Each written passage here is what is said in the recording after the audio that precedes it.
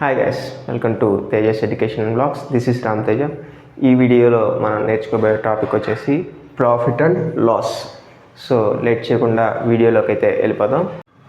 So ఈ profit and loss అనే చాప్టర్లో మనకి ఏ టాపిక్స్ మీద నుంచి ప్రాబ్లమ్స్ వస్తాయంటే, first cost price, selling price, profit percent, loss percent.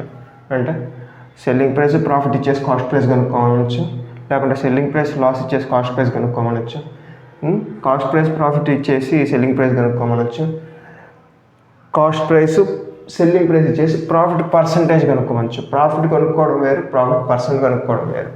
Profit percent అంటే లాభం. ఇప్పుడు ఒక ఆర్టికల్ని అతను 100 రూపాయలకి కొన్నాడు, 120కి అమ్మాడు.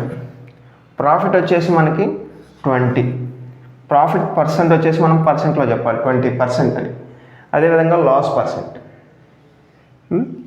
ఒక ఆర్టికల్ని అతను 125 కొన్నాడు, 100కి అమ్మాడు. ఓకే, ఇప్పుడు మనకి లాస్ పర్సెంట్, లాస్ వచ్చేసి మనకి మామూలుగా 25. లాస్ పర్సెంట్ అయితే ఎప్పుడూ కూడా ప్రాఫిట్ కానీ loss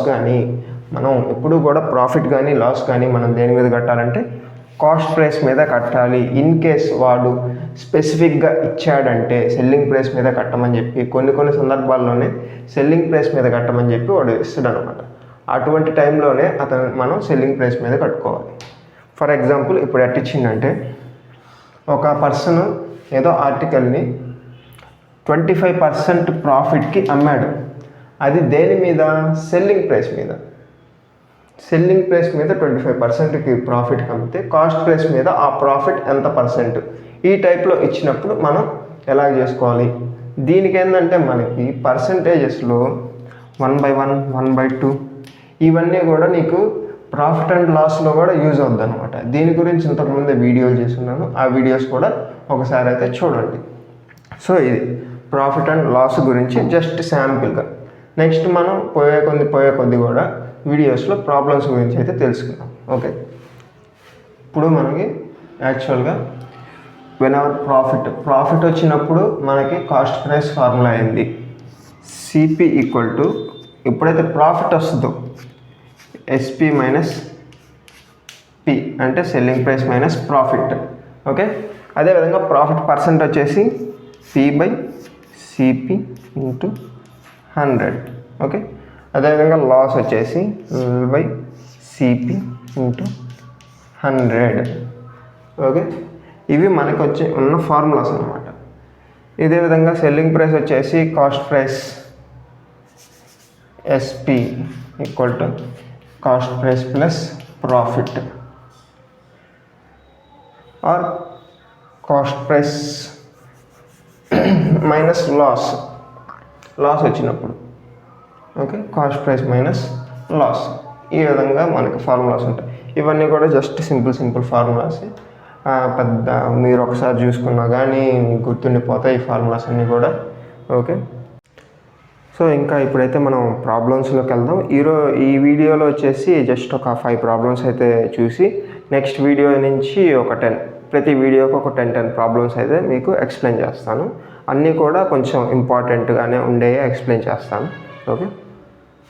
okay, A shop keeper purchased pens in bulk at 25 per pen and he sold it for 40 per pen.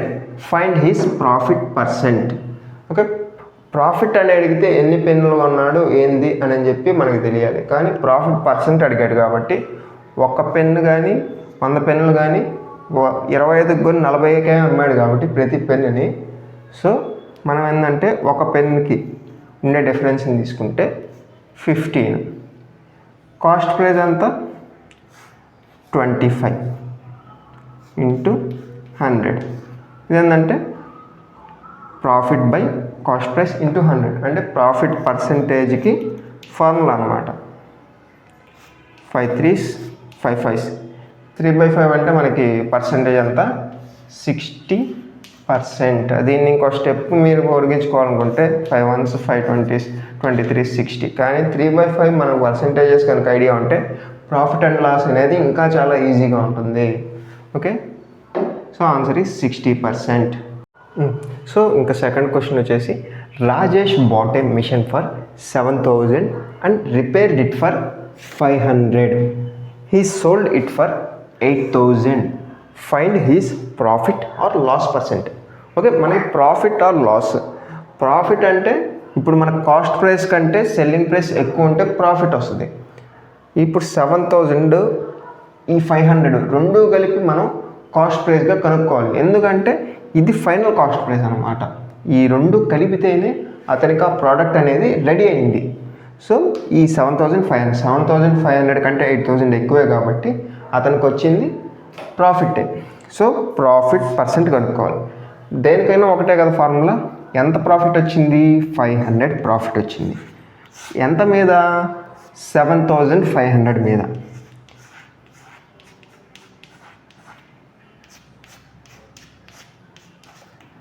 One by 15 అంటే 15 6 5 3 5 20 6 1 by 6 2 by 3. Okay, 6 2 by 3 or 6.66% of profit. Okay, question number 3 వచ్చేసి a table costs 750 sold at a loss of 4%. అంటే loss ఎంతో loss percentage. Then find the selling price కనుక్కోమని చెప్పి. Okay, మనకి cost price 100% అనుకుంటే ఈ 100% value ఎంత? 750. సో అయితే సెల్లింగ్ ప్రైస్ వాల్యూ ఎంత? 4% తీసేస్తే అది మనకి 96% అవుతుంది. 96% సెల్లింగ్ ప్రైస్, 100% కాస్ట్ ప్రైస్. ఈ రెండిటికి ఏమన్నా క్యాన్సిలేషన్ పోతుందా? పోతుంది. 425s 424s. ఓకే, దీనికి పోతుందా? 25 1s 25 30s. 24 into 30 720. సో ఎంత లాస్ కమ్మిండంటే 30 రూపీస్ లాస్ కమ్మిండు, 30 లాస్ కమ్మిండు. ఎంత కమ్మాడు అంటే 720 కమ్మాడు. ఎంత లాస్ పర్సెంటేజ్ కమ్మాడంటే 4% లాస్ కమ్మాడు.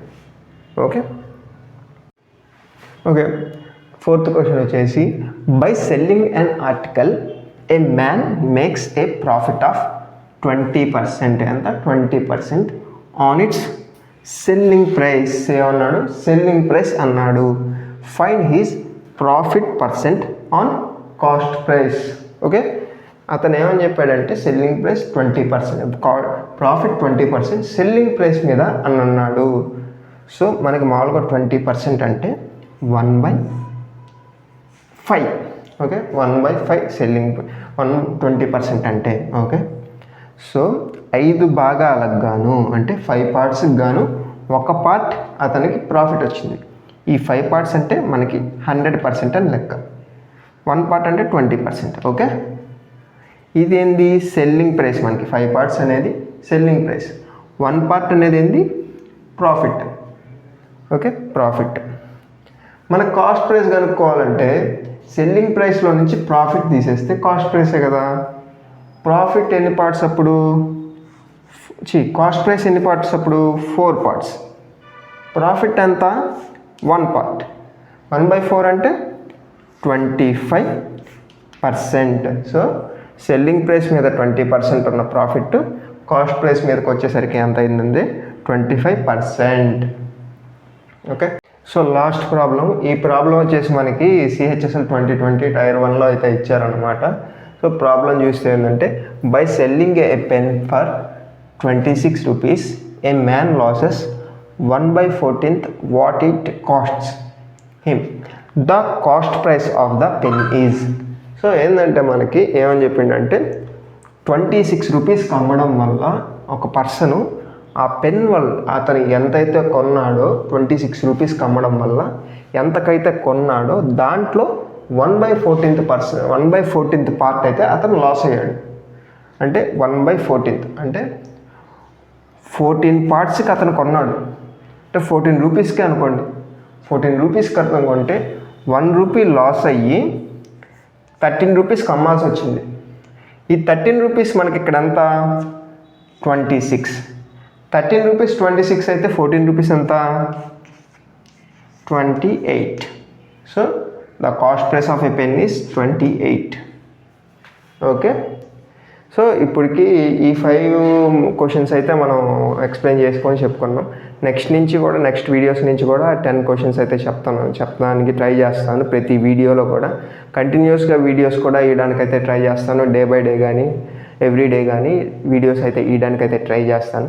సో మీరు కూడా మీ ఫ్రెండ్స్ ఎవరైతే ఉన్నారో, ప్రజెంట్ నోటిఫికేషన్స్ అన్నీ కూడా రన్ అవుతున్నాయి కాబట్టి ఏవైతే మనకి సిపిఓ కానీ, ఎస్ఎస్సి సిపిఓ కానీ, ఆర్ఆర్బి టెక్నీషియన్స్ కానీ, ఏఎల్పి కానీ ఇవన్నీ కూడా నోటిఫికేషన్స్ అయితే రన్ అవుతున్నాయి కాబట్టి మీ ఫ్రెండ్స్ ఎవరైతే ఇంట్రెస్ట్ ఉండి ప్రిపేర్ అవుతున్నారో వాళ్ళందరికీ కూడా ఈ వీడియోస్ అయితే షేర్ చేయండి. Thank you.